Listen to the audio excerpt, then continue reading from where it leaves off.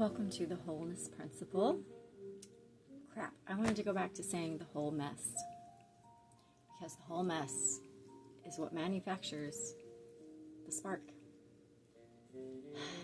Once you become whole, you're perfect. And that's the end.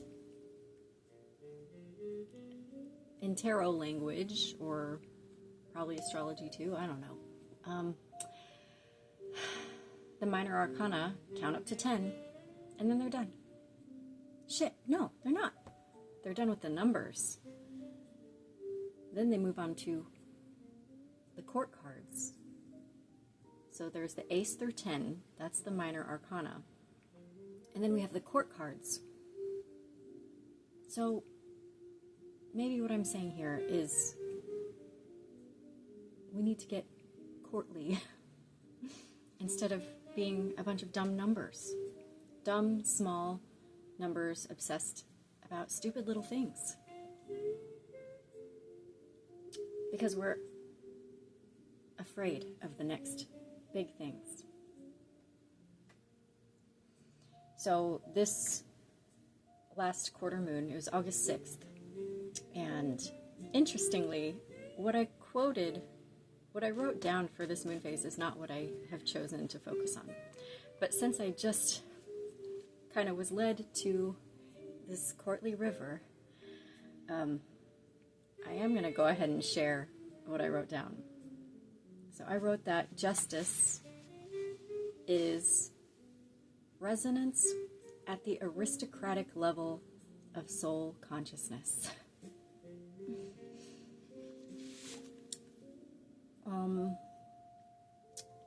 It's just hard to focus on at this point in time because that's the side of the coin we're trying to get to. But we're going to have to do it by retard maxing. We're going to have to let everything we thought we knew break down, enter a state of decay.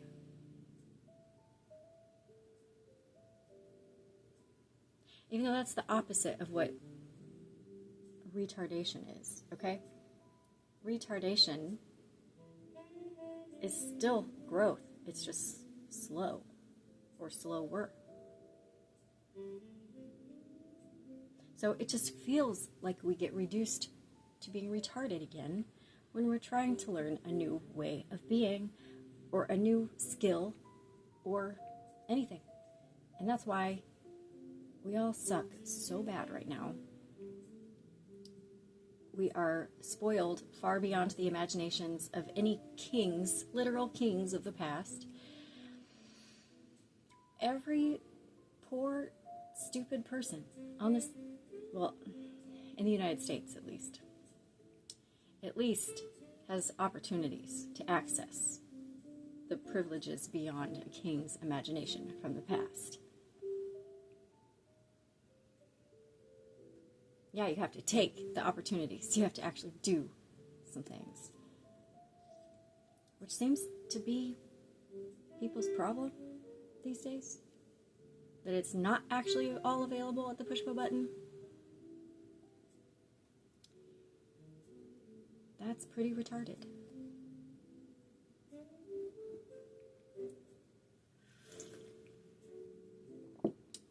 Anyway, this resonance at the aristocratic level of soul consciousness comes through letting go of all the ego's dumb and small ideas of what the roles that we play in life should be about, what we should amount to. All these things, it's like we're chasing something called dignity through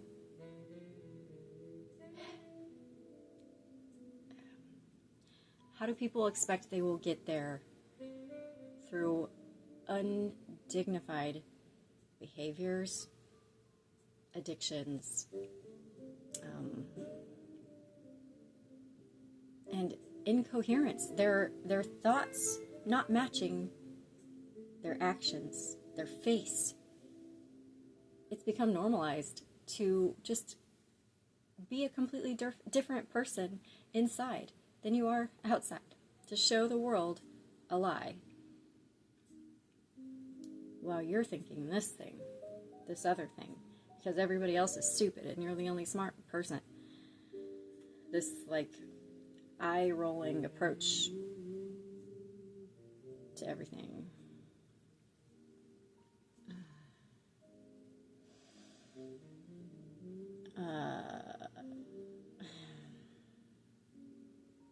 We just have to,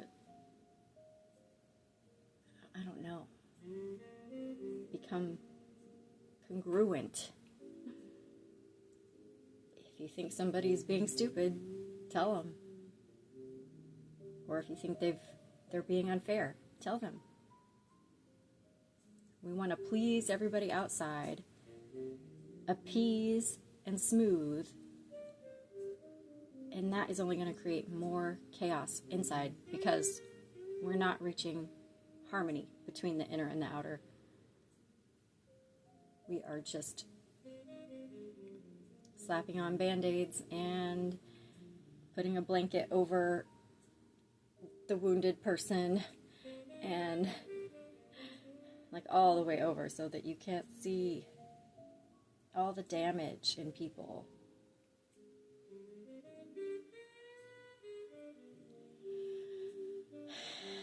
And what the damage needs to be told is that you are strong. You have dignity. You have a soul.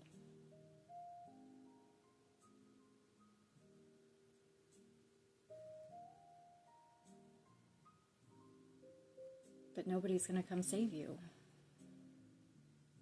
The best each of us can do is just be here with one another.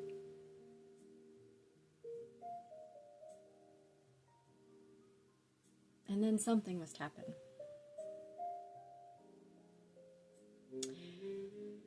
Anyway, the something that is supposed to happen now. Chiron, our wounded healer, reminds us that we're all wounded. Birth itself is a wound for both mother and child.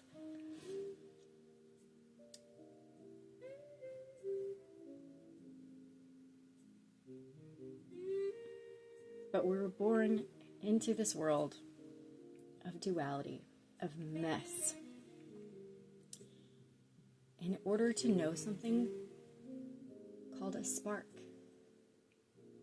that sometimes operates as lightning, that sometimes sounds like thunder, things that make our hearts race. We are trying to eliminate from our lives.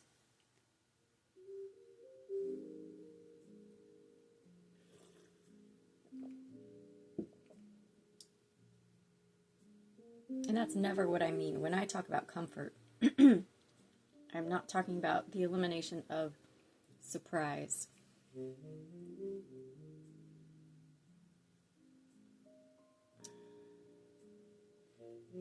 So, we had this Taurus moon square the Leo sun yesterday.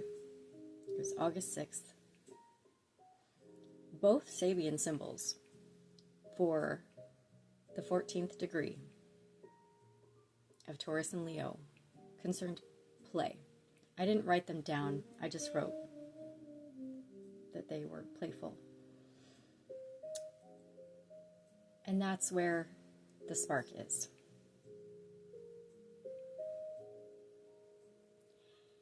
Taurus would be more secure with the safe person. We have all these conversations about safety, and your nervous system is attracted to chaos, not safety.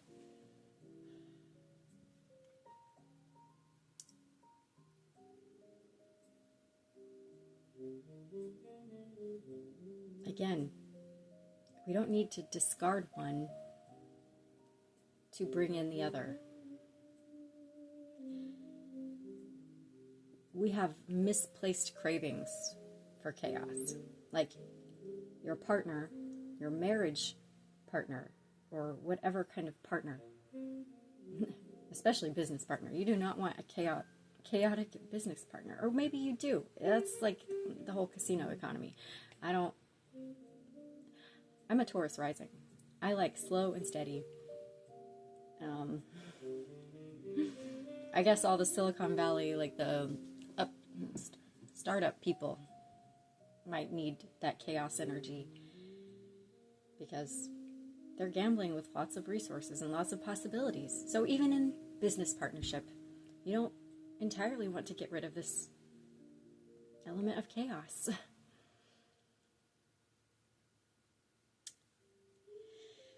We just need to let go of control and understand that safety and chaos are two sides of one coin, of the spectrum of our experience, or they are the whole rim of this coin. As we go around this wheel, some moments are going to feel super safe, and we're going to get super bored with that, and we're going to want something random to happen. And random means it could be bad or good. And we can't...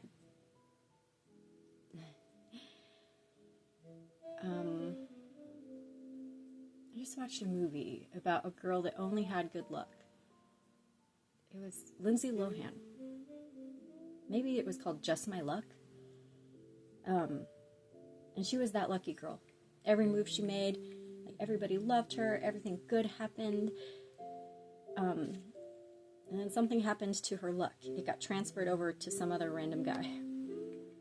And she entered the alley cat life. The ungraceful alley cat living in a dumpster type of life.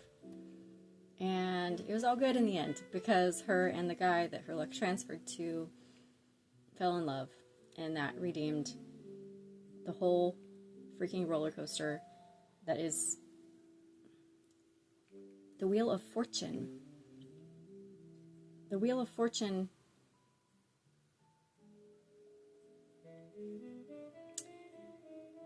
brings love together, makes love possible, and then it also becomes something that two people are supposed to face together. So I don't know what to say about the beginning games in love.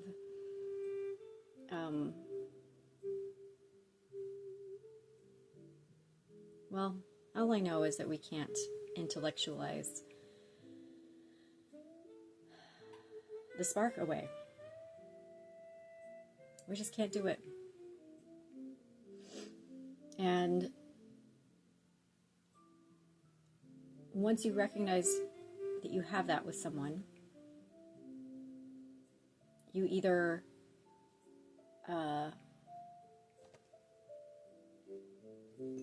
trying to remember what I've done in the past. Every single time I felt a spark, which is very rare for me. Let's just start with my high school sweetheart. We met in a hotel in a whole other state, and through talking, realized we were both in Northeast Oklahoma, but he was in Tulsa, I was in Claremore, and we went our separate ways until serendipitously, on my first trip as driver to Tulsa, to the mall with a couple of my friends, we went into Gadzooks, and he was working there. And I recognized it and told my friends, and they pushed me into talking to him. We exchanged numbers. He called that very night, and we were just together from that point on for the rest of our high schooling. And it was a great relationship. He was my first kiss, first everything, and it was comfortable and exciting from the start. it wasn't this, I haven't known anything like it since. But it did have an expiration date, because when I went to college, that was the first time I really experienced like the spark with just life itself. And well, maybe not. We went to California, and I loved California. My high school sweetheart's family was from California. But the fixation I had on relationship was set aside for a moment, because I don't know, like satisfaction or course requirements set aside. Like I completed some kind of course with that first relationship. And then it was off to Scorpio. Yes, looking at the astrological wheel, there's Libra, that's partnership and harmony. And then after that comes Scorpio. If you don't have your Scorpio shit down, you're going to go through some stuff. If you haven't worked out power and resources. The Taurus Scorpio axis is the axis of resources. Oh my gosh. Ooh. It's the toughest axis, and it is my most prominent one in a lot of ways, along with Cancer Capricorn.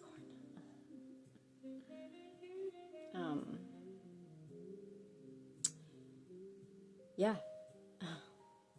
The Bed of Scorpions that Taylor Swift neatly reduces to pop songs was mine for a good 7 years.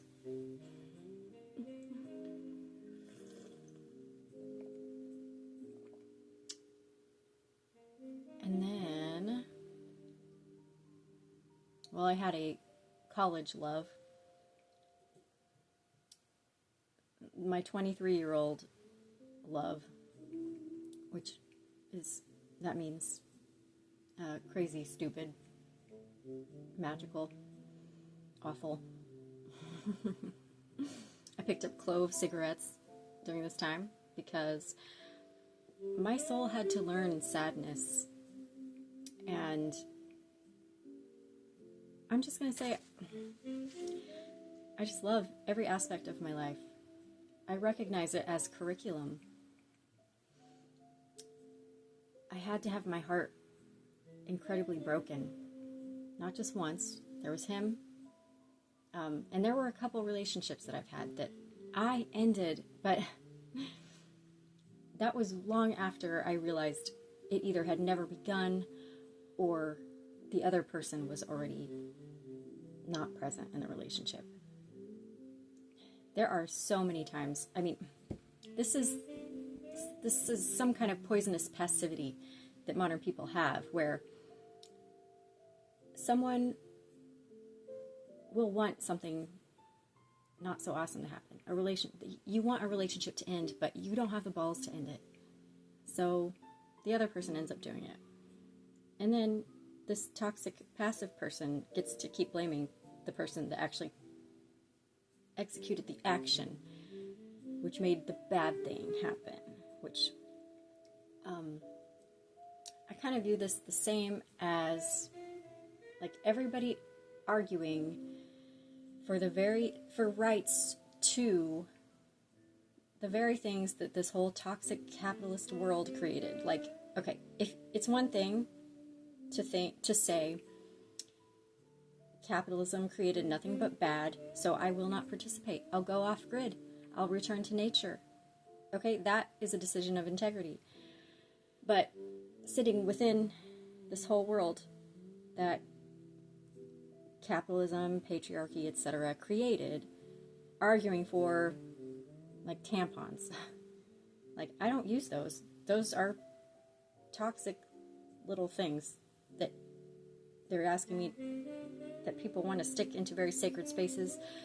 I don't use those at all.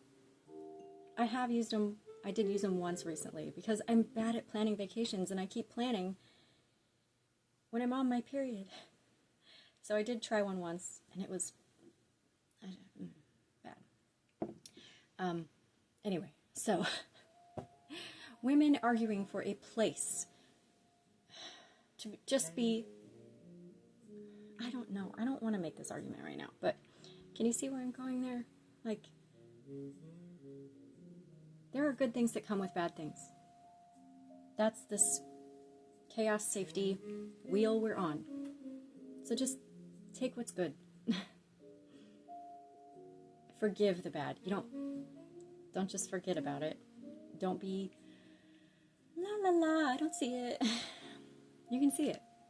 You can forgive it because it gave you this joy right here. This little thing, I don't know.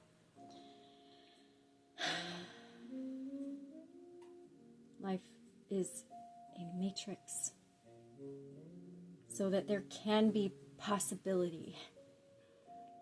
So that there's not just math.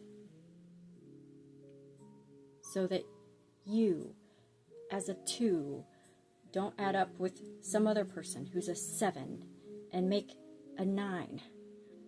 It's not pretty, perfect math. Unless you go way, way, way deep.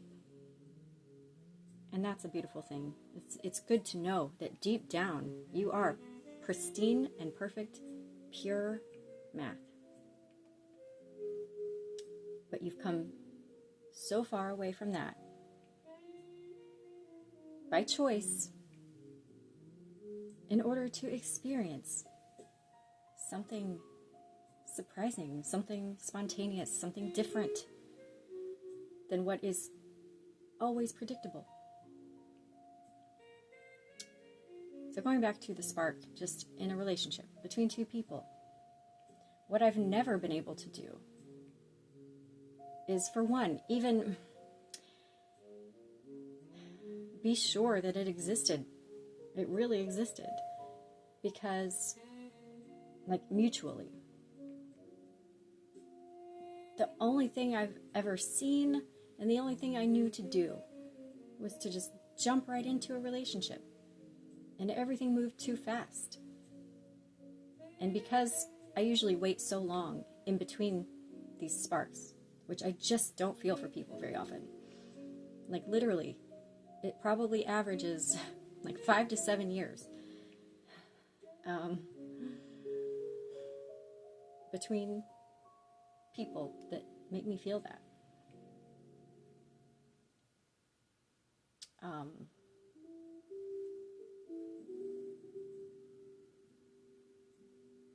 So by then I'm starved and I'm like, and I've already forgotten everything that I once knew. Never mind. I don't know. There's just not enough. Never mind. I can't diagnose where we're at right now. All I know is that it seems like fear is everywhere. And it comes from people not feeling secure within themselves, having their own sense that they are a dignified human being, that they have rights just by existing.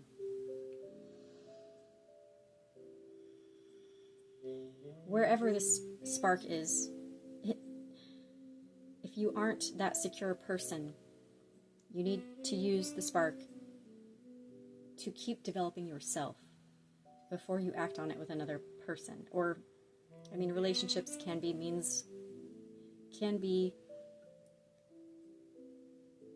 ways that we evolved. And that's why a lot of them have an expiration date. They are catalysts for our evolution before they're really something where 2 people unite because they have a common cause. That third thing. It's like with love, the staring into one another's eyes needs to be part of it. But that becomes a smaller part over time, where it transforms itself. But it should never be gone. You should never get to the point where you just don't want to stare into the other person's eyes because you love them so much. That should be a standard that we have for love that we feel, or for partnership, a romantic partnership. If you don't want to gaze into that person's eyes as you eat dinner in mostly silence, then that's not it.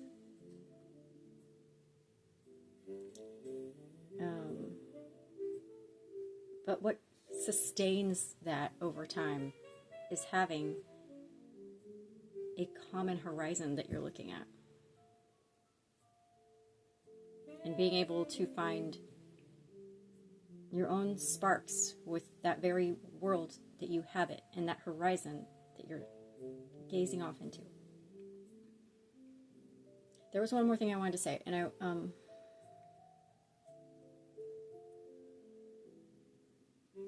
I just had it. More in defense of the spark. I guess it was just about the flip-flopping that we do. So now it's all about,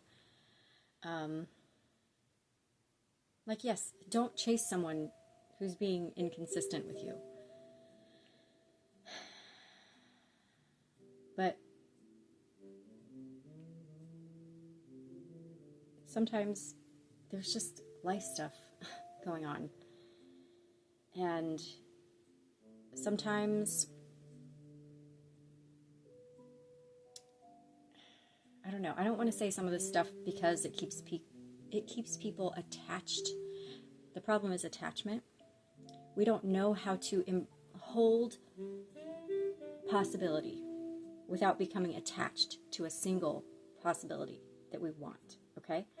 So what I was going to say was sometimes the right people meet at the wrong time, but that very thing kept me fixated on a person for way too long. So I've already learned that. So now it's pretty much like, if you're not ready, then go do your thing. Maybe something will happen later. I don't know. But honestly, I'm really worried that my path is really something more like a nun, and I've actively resisted that all of my adult life. But I can't help it now. I only feel the spark with life itself and with God, with astrology. Men haven't given me sparks for quite a while, and when they do, I feel like it's mostly God doing something and just showing me, like, nope, you're with me now. And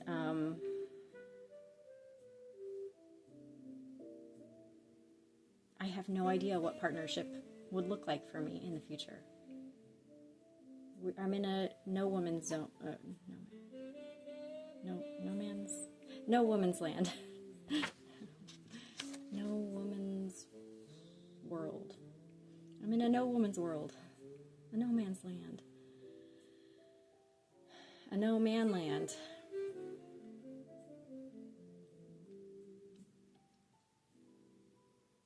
I don't know. Just, you have to experience the spark in life. You have to refuse to let life give you a number, to assign you a number, and then you just act as that number for the rest of it. You need to progress onto the courtly life with a quickness. Wow, the only two I have at hand right here are swords. That refers to the mind. You need to get your mind right. So, quickly stress out your horse, getting out of number land and logic land. Find higher logic, the higher logic of the feminine. The feminine is the clarity, the blue sky above all these torrential clouds. Let's say this is you as a person. Here's your higher chakras. Here's your lower chakras. You're all stressed out and imbalanced, unsafe, attracted to chaos, addicted, blah, blah, blah, all that down here in your lower chakras. But you can cling to an ideal. You can pull yourself up by this one shining sword of clarity. You just have to figure out what that thought is. What is that noble thought that brings your lower chakras into alignment and into congruence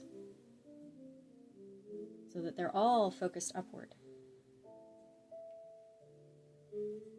And then we can talk about relationships. Let's just table all of that until at least after this Venus retrograde in Scorpio coming up in October. Ew. I don't want to do it. But we're gonna do it.